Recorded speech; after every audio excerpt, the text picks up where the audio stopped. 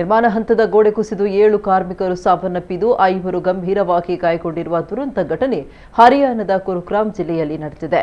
ಮೃತರನ್ನ ಸತೀಶ್, ಭಾಗೀರಥ್, ಮಿಲನ್, ಶಿವಶಂಕರ್, ಮಂಗಲ್ ಮತ್ತು ಪರಮೇಶ್ವರ್ ಅಂತ ಗುರುತಿಸಲಾಗಿದೆ. ಇನ್ನೋರ್ವ ಕಾರ್ಮಿಕನ ಗುರುತು ಪತ್ತೆ ಆಗಿಲ್ಲ ಎನ್ನಲಾಗಿದೆ.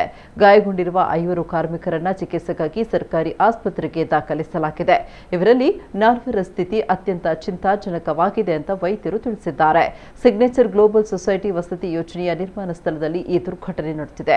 ಒಳಚರಂಡಿ ಸಂಸ್ಕರಣಾ ಘಟಕದ ಕಾಮಗಾರಿ ನಡೆಯುತ್ತಾ ಇದ್ದಾಗ ಮಣ್ಣು ಕುಸಿದು ಕಾಂಕ್ರೀಟ್ ಗೋಡೆ ಮೇಲೆ ಬಿದ್ದಿದೆ. ಇದರಿಂದ ಅಲ್ಲಿ ಕೆಲಸ ಮಾಡ್ತಾ ಇದ್ದಂತಹ ಸುಮಾರು 12ರಿಂದ 15 ಕಾರ್ಮಿಕರು ಅವಶೇಷಗಳ ಅಡಿಯಲ್ಲಿ ಸಿಲುಕಿಕೊಂಡಿದ್ರು. ಸ್ಥಳೀಯ ಪೊಲೀಸರು, ಅಗ್ನಿಶಾಮಕ ದಳ ಮತ್ತು ರಾಜ್ಯ ವಿಪತ್ತು ನಿರ್ವಹಣಾ ಪಡೆ ಸಿಬ್ಬಂದಿ ಜೆಸಿಬಿ ಯಂತ್ರಗಳ ಸಹಾಯದಿಂದ ಸುದೀರ್ಘ ಕಾರ್ಯಾಚರಣೆ ನಡೆಸಿ ಮೃತದೇಹಗಳನ್ನು ಹೊರತೆಗೆದಿದ್ದಾರೆ. ಸದ್ಯ ಪೊಲೀಸರು ಗೋಡೆ ಕುಸಿತಕ್ಕೆ ಕಾರಣ ಏನು ಎಂಬುದನ್ನು ಪತ್ತೆ ಹಚ್ಚಲು ತನಿಖೆ ಆರಂಭಿಸಿದ್ದಾರೆ.